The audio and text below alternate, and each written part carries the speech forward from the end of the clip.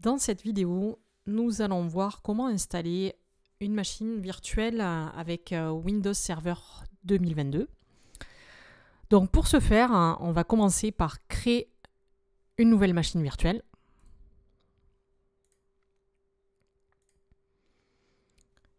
Et lui associer un nom.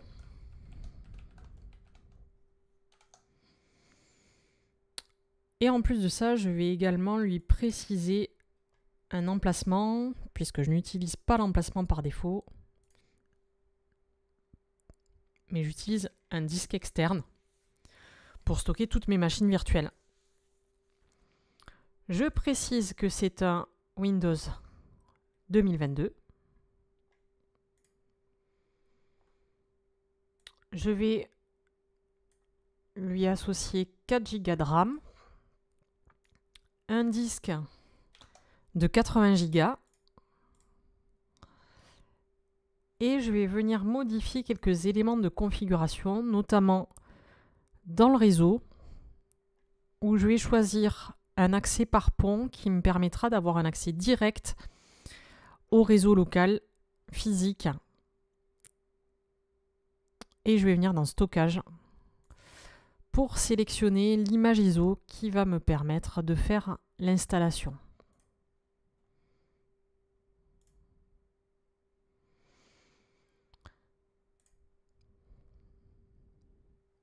Je viens maintenant démarrer cette machine virtuelle.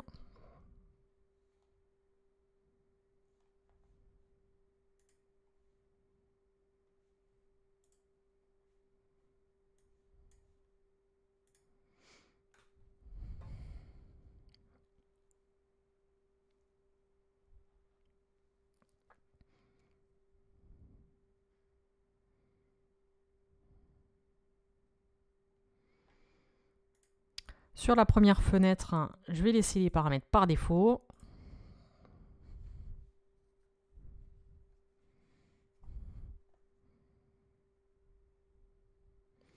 Et je vais venir indiquer la clé de produit.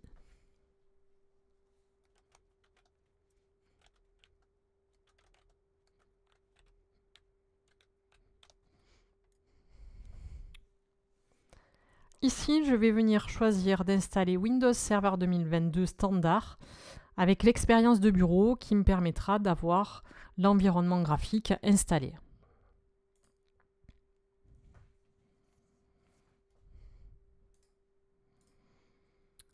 Je choisis une installation personnalisée qui va venir avoir comme disque cible le disque de 80 Go.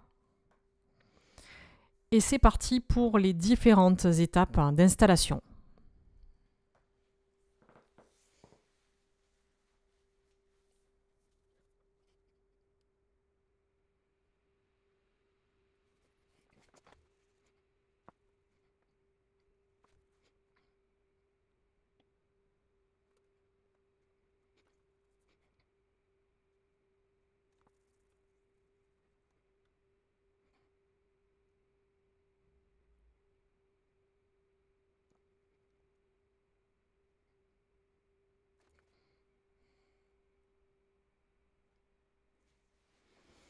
Alors, le système redémarre, j'en profite pour éjecter l'image ISO du disque virtuel.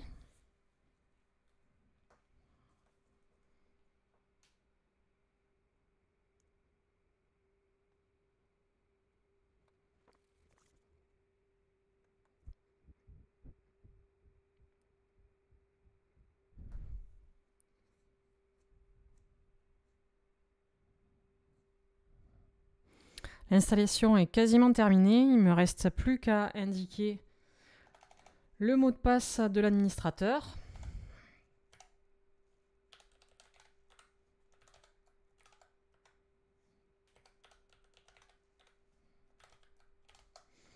Je viens vérifier que j'ai indiqué le même mot de passe sur les deux champs de saisie.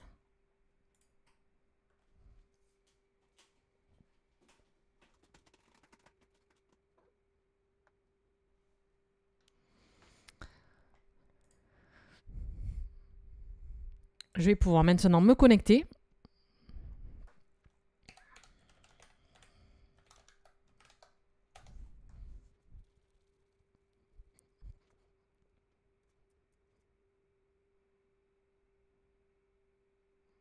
Alors à chaque démarrage de Windows Server 2022, je vais avoir le gestionnaire de serveur qui va aussi se lancer. Et ici, pour ce premier lancement, on me propose d'essayer Windows Admin Center et Azure Arc. Je vais choisir de ne plus afficher ce message et de décliner l'invitation. Alors, maintenant, la première chose que je vais faire, c'est de venir partitionner mon disque. Hop.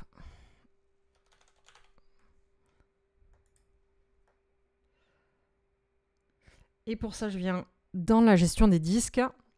Pour l'instant, j'ai un disque qui occupe une partition qui occupe la totalité de l'espace, 79 Go. Je vais donc réduire cette partition de 40 Go.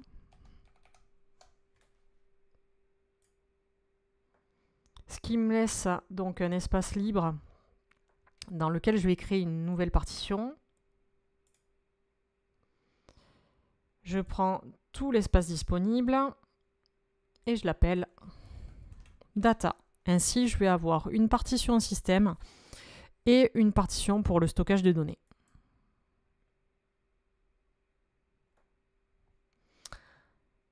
Je viens vérifier dans l'explorateur deux fichiers que ce partitionnement a bien été pris en charge.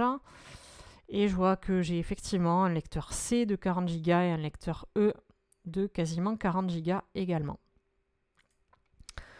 Je reviens dans le gestionnaire de serveur pour modifier le nom de mon serveur qui par défaut s'appelle win- et une suite de caractères. Ici, je vais pouvoir le renommer en SRV-AD1.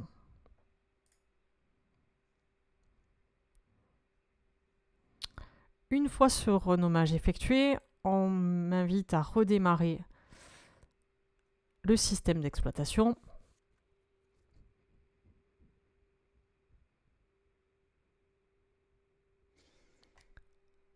Je me reconnecte.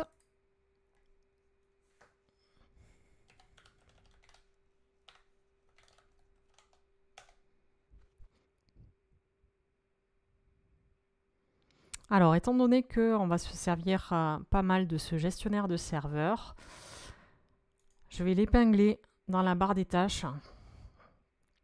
Ainsi, même si on ferme l'application, on y aura tout le temps accès par là. Alors maintenant, je vais venir modifier la configuration IP en allant dans le centre réseau et partage pour modifier les paramètres de la carte. Et ce qui va nous intéresser, c'est le protocole Internet version 4. Et on va attribuer l'adresse 172.16.0.1 avec un masque de 2 fois 255.